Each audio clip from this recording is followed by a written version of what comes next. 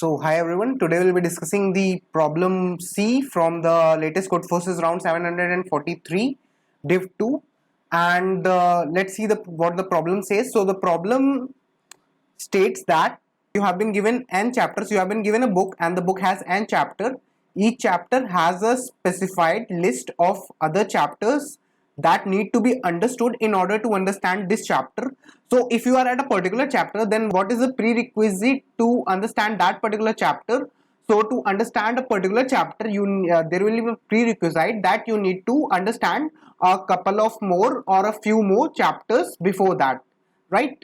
Beforehand. And that is, to understand a chapter you must read it after you understand every chapter on its required list, right? This is clear. Then currently you don't understand any of the chapters. You are given to read the book from the beginning till the end repeatedly until you understand the whole book.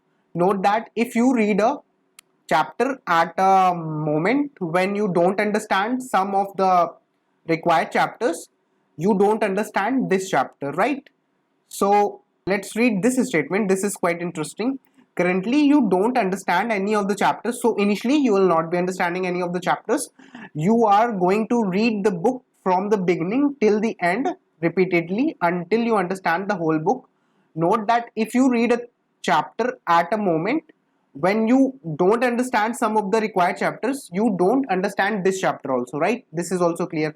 Don't determine how many times you will read this book to understand every chapter, or determine that you will never be able to understand every chapter no matter how many times you read the book. So in this case, if you are not able to understand all the chapters, or if in case there is a deadlock, so what will happen is you will print a -1, right? So what is happening is you have been given a book and you have been given for that n chapters, and n is 10 to the power 5. This is clear.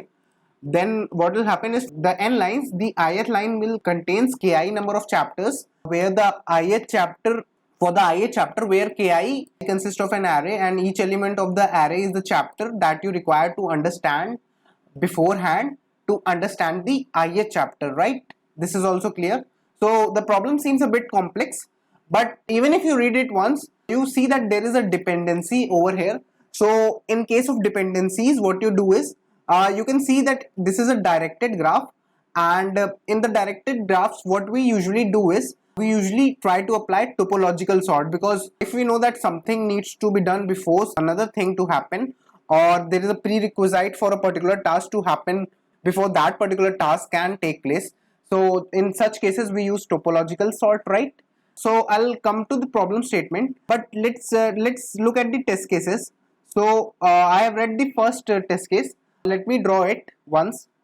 So what the test case is given is 1, you have been given 1, then you have been given 3, you have also been given 4, and you have been given 2, right? These are the 4 chapters that you have been given, and to read 1 you should know 2, to read 3 you should read 1, and to read 3 you also need to know 4, right?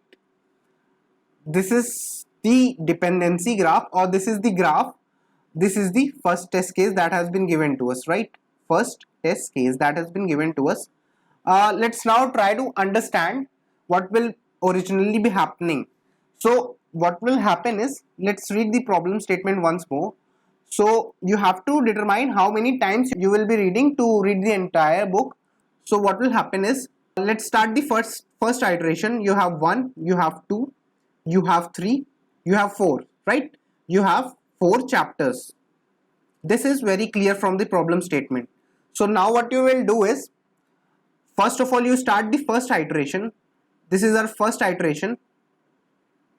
In this first iteration what I will do is, I'll start iterating, and once I start iterating I will check, can I read 1? I cannot read 1 since 1 is dependent on 2 and 3, right? So I cannot read 1. 1 is still left. But can I read 2? Yes, I can read 2 because 2 is not dependent on any other chapter. So there is no requisite to read any other chapter before you read 2. So you can read 2 definitely. So what will happen is, let's take this as blue. Let's take this as blue there because this has been taken, right? Now let's come to 3. Can I read 3? No. To read 3 I need to read 1 and I also need to read 4, right? So I can't read 3 as of now. Can I read 4? Yes, I can read 4, because to read 4 I don't require any prerequisite, right? That is clear. So now these two are done. So now you can see that I have read 2 as well as I have read 4. Now let's iterate once again. So this will be my second iteration. This will be my second iteration for all the chapters, and now the chapters that are left are 1 and 3 only, right? So I have to check for 1 and 3 only. So to read 1, what do I need? I need to read 2 only. And have I read 2? Yes, I have read 2.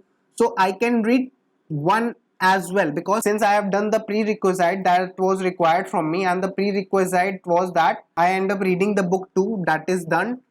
So now 1 is also done. Can I read 3? Now 3 is left. Once I am iterating, I come to 3. Can I read 3? Yes, I can read 3, because to read 3 I needed to read 4 and I needed to read 1. So you can see that I can also read 3.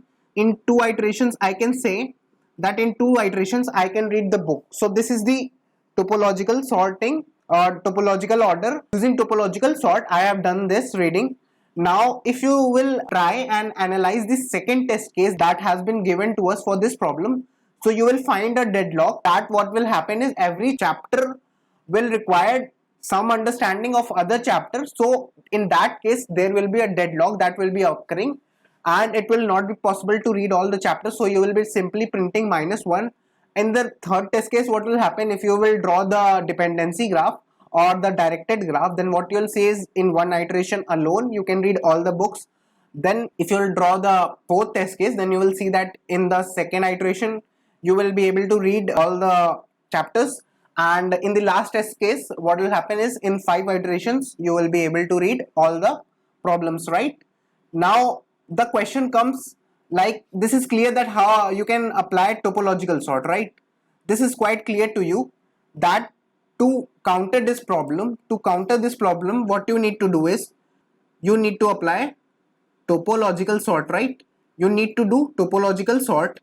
But how do you do it? How can we do it in such a manner that we end up doing this in a perfect time complexity, as well as the algorithm is efficient and bug free, right? So I'll show you the code for this, like how I implemented this. I'll just zoom in. So what I did was, first of all, you take all the test cases as an input, then you take the n chapters. These are all the chapters, n chapters.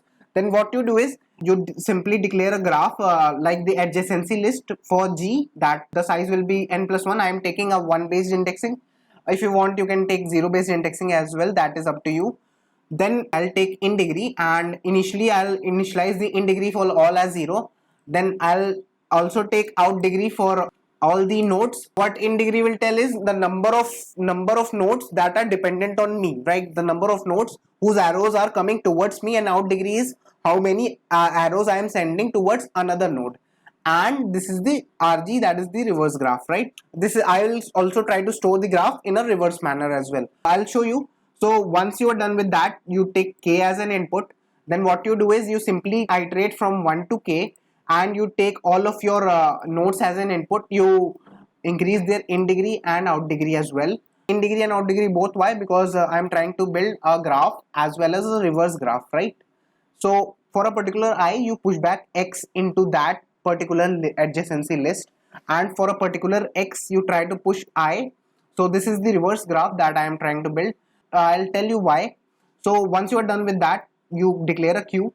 Why you are declaring q? Because q is needed for topological sort. I am using in degree for that. And if for a particular node from 1 to n, if that particular node has an in degree 0, that means that particular node or that particular chapter is not dependent on any other chapter, right? So what you will do is you will simply count all those number of nodes or all those chapters, and you will push that into your queue, right? And you will start your iteration for the queue. You will start your topological sort. You will put your first front of the queue and you will pop it up. Then what you will do is you will simply iterate for that particular node, and since you have removed that, so what you will do is you will decrease the in degree for all the vertices, that nodes that were connected to it, because you have removed that from the graph. Since that node doesn't exist, so all the edges from this node does not exist as well. So what we'll be doing is in degree of all those particular nodes will, or those particular chapters will be decreasing.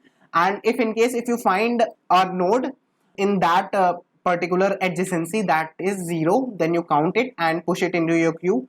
Once you are done with that, if in case it happens that your total number of, after the topological sort is over, if your counter, that is the number of nodes that went to 0, that is all the if all the dependencies didn't come out to be 0, that is if your graph is not resolved, if it is still dependent on one another, and there is a situation where nodes are dependent on one another, and in the end you are not able to build a particular topological sort order such that all the n chapters come in it.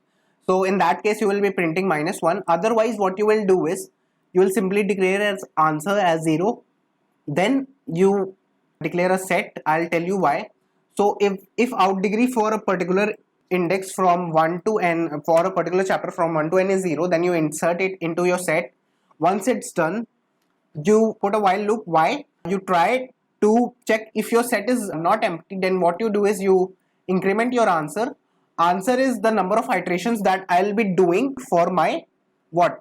The number of iterations that I'll be doing to read all the n chapters of the book. What you do is you declare a infinite loop. Infinite loop, that means we'll have a break condition for this loop.